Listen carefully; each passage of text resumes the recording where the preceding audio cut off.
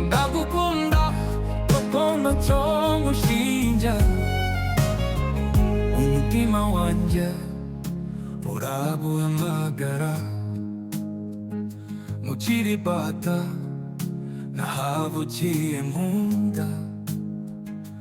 ariko by'umwihariko ni wowe nahisemo reka nkwame icyo rukundo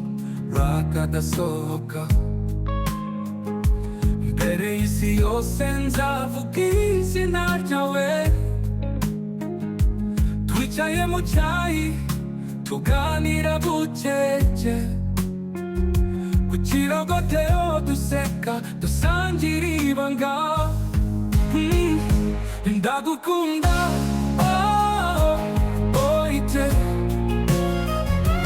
ndagukunda by'iteka ryose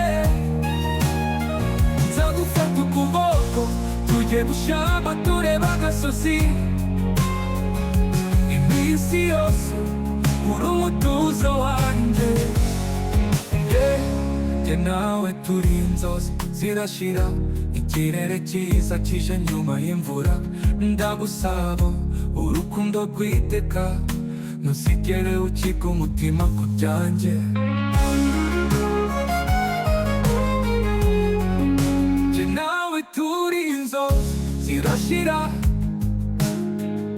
ikirere cyiza kije nyuma y'imvura ndagusaba urukundo rw'iteka ntuzigere ucika umutima ku byanjye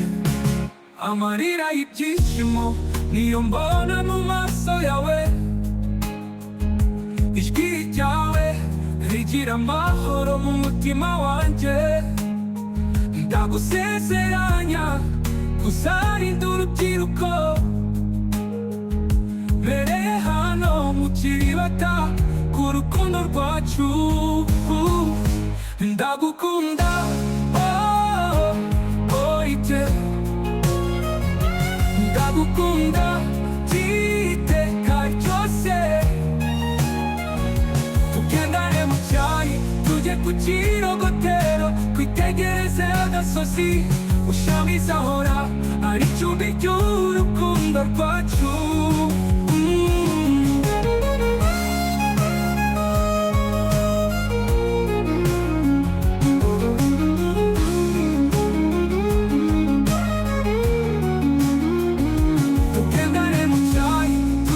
kirogotero twitegereze agasozi ushamize ahora ari icumbi ry'urukundo rwacu